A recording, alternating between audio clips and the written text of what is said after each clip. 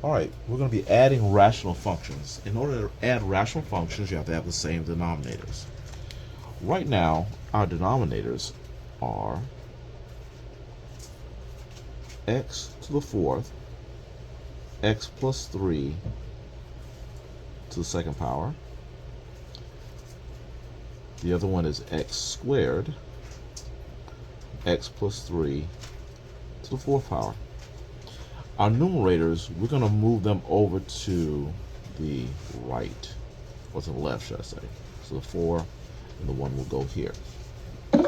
Now, we're going to work on getting a common denominator. And we see for the x's, we have x to the fourth, x to the second. We're going to choose to have the higher number, which is x to the fourth. So there are enough x's in x to the fourth to satisfy the x to the second. So the higher one goes here, x to the fourth here, and x to the fourth there. Now the x plus 3's, we have x plus 3, we have squared here, we have 2 here, and x plus 3, we have 4 here. We're going to use the higher number for the x plus 3's to fill in for the next. So you have x plus 3 to the fourth power, and x plus 3 here to the fourth power. Now, we're going to look at, we're going to put the numerators here, 4 and 1. Now we're going to look at the differences between the old denominators and the new denominators. This old denominator had an x to the fourth. The new has an x to the fourth. So nothing's changed there. The old denominator also had an x plus 3 to the second power, and now it has an x plus 3 to the fourth power. That means that the denominator actually has an extra x plus 3 to the second power. So if the denominator has an extra x plus 3 to the second power, then the numerator needs an x plus 3 to the second power to balance that out. Because whatever's introduced to the denominator has to be introduced to the numerator. All right, here. Formerly we had an x squared. Now we have an x to the fourth. Okay, so what has been introduced to the denominator is an x to the second power. There's an additional x to the second power here in the denominator that wasn't there before.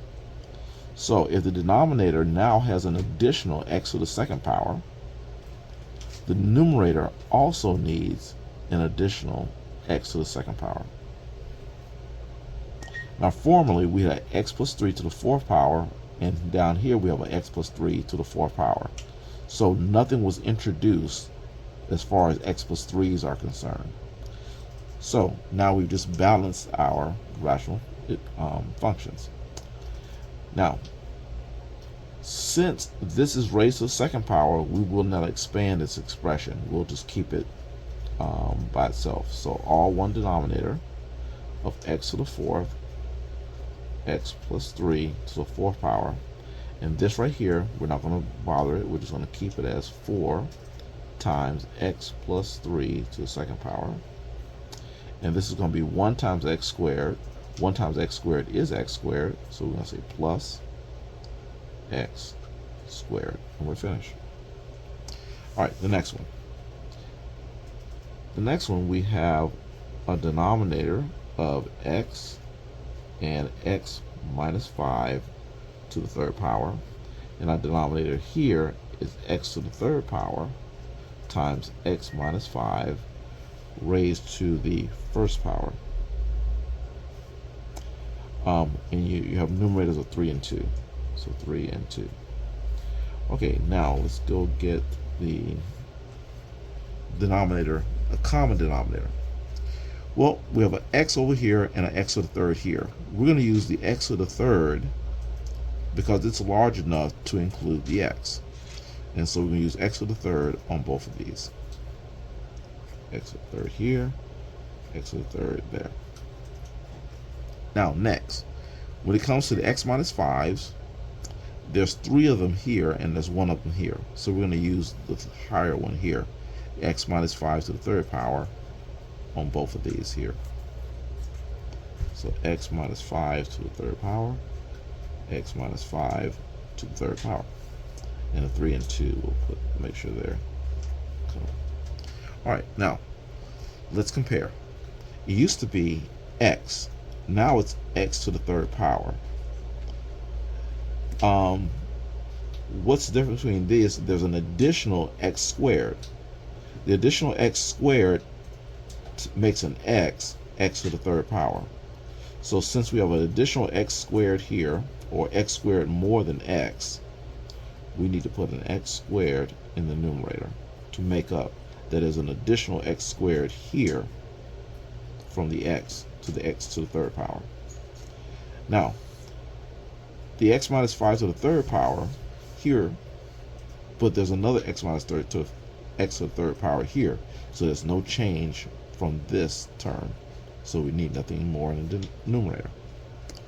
Here we had an x to the third power, old, and the new we have an x to the third power.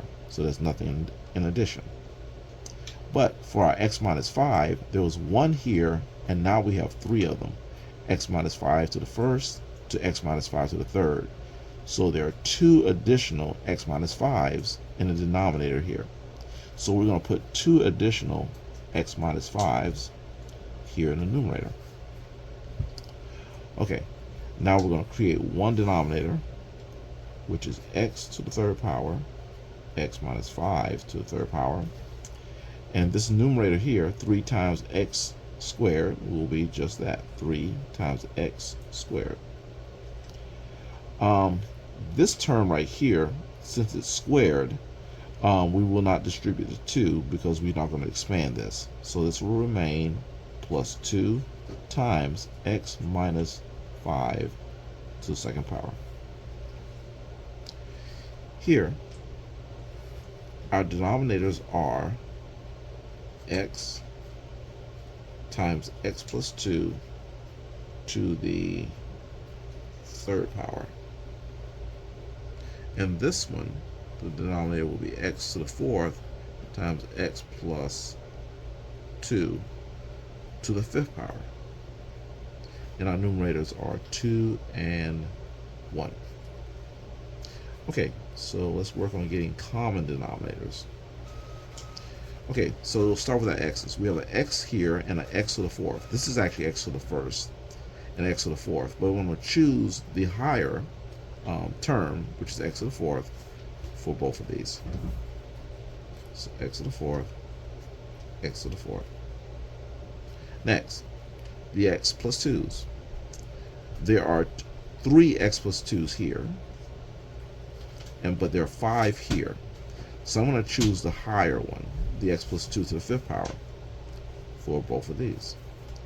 So x plus 2 to the fifth power here, and then another x plus 2 to the fifth power there. All right, now we have a common denominator. Now let's see what's different. Oh, forgot to put my 2 and my 1. Okay, for the numerators. So here I have a single x, but here the new has an x to the fourth. So there are additional 3 more x's here than there were before.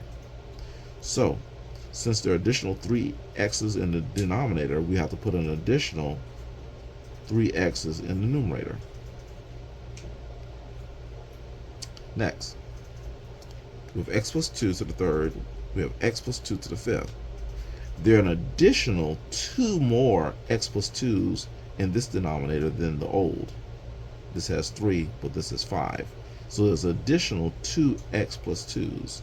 So let's put additional x plus 2 here. Right there. Okay. Next, this start off as x to the fourth, and we have x to the fourth here. So there's no change. This was the x plus 2 to the fifth power, and this is x plus 2 to the fifth power. So there's no additional x plus 2's. So since there's nothing additional in the denominator, we need nothing additional in the numerator. So let's write the final results. The denominator will be x to the fourth power times x plus 2 to the fifth power.